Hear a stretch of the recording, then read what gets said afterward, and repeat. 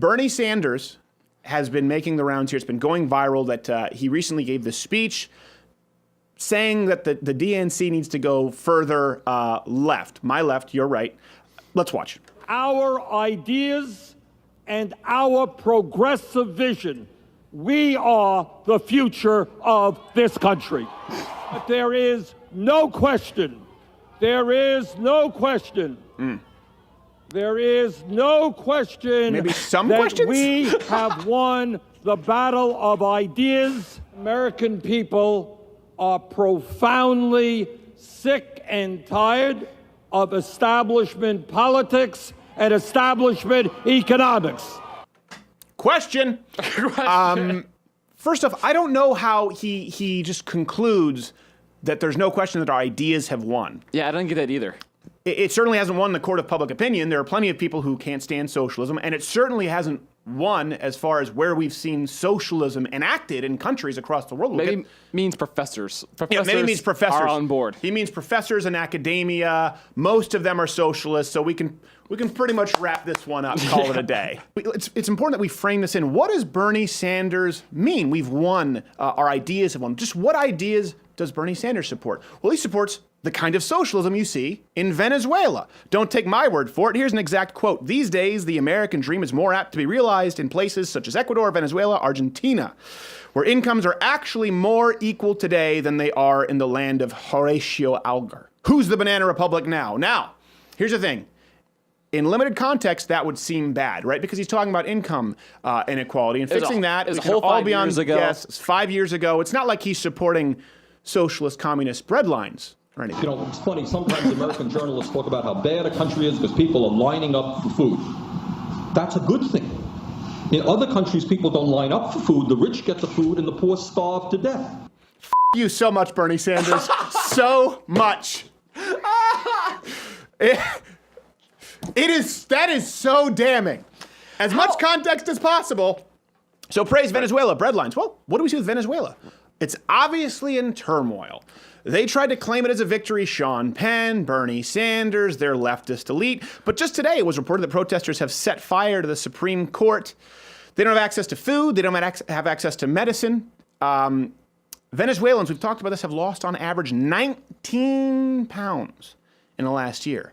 You've got like a whole group of fat people in our audience going, oh gosh, I can get on the Venezuela diet. This is what really bothers me. Progressive, he said fresh ideas. What's fresh about big government socialism? What's fresh about effectively you can call it whatever you want, whether you look throughout history, whether it's a monarchy, whether it's authoritarian, you can go back to Robin Hood times, you can go to communism, socialism.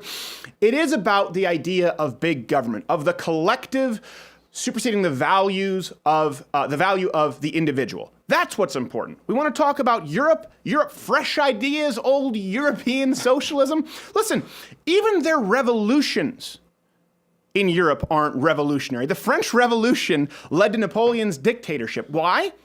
Because the rights came from the state, not from God. That's something you can bring that up right there. There you go. Now, the French Revolution's declaration, the rights of man, and its assertion of liberty, equality, and fraternity were based purely on the human assertion of this truth as opposed to the American Revolution's basis of the creator and natural law. That's an important delineation. If you want to talk about fresh ideas, okay, throughout the realm of human history, there is no fresher, no more modern an idea than that of free market capitalism, than that of free enterprise. If you really look at blocks of it, the Romans, the Greeks, you look at the Turks, you look at you look at the English Empire, okay? You look at the time span of the United States. That is revolutionary. That is fresh. That is the thing that was never done before. Germany, their fresh ideas, they rejected democracy after World War I.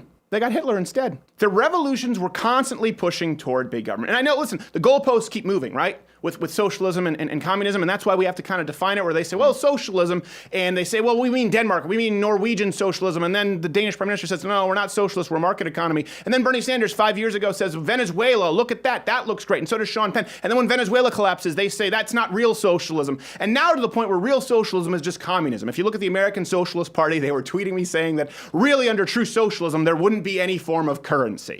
Well, by God, if that's your standard, then we can never say definitively that something has failed. The United States is the world's only superpower ever that didn't have a ruling class. Matter of fact, I think the United States may be the only country at its inception, as far as a major country, to not have a ruling class. I think you might be right. If not a monarchy, but certainly a big government ruling class. It was the first country at that point. Again, you can talk about the French Revolution. You can use the term democracy loosely. Even if you look at Guy Fawkes, the guy was a religious authoritarian. The people talk about V for Vendetta. They don't realize what that guy was fighting for. He wasn't fighting for freedom. He was fighting because he wanted his big government guys to take over the big government guys. We're the only country to say we're getting rid of big government guys altogether because you have stripped the individual of his power in the name of the collective. And that's why the United States was created, for the little guy.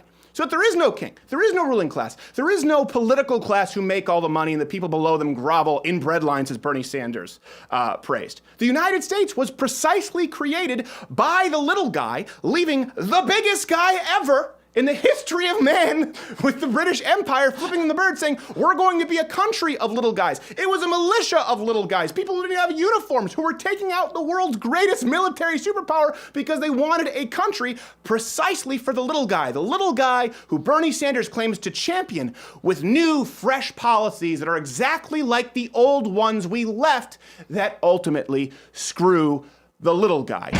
Hey, if you like this video, subscribe by clicking the button. It's a circular button now that says subscribe. If not, head on over to the Young Turks. That's probably more your speed. Although they're coming over your Cenk, we know you're here watching.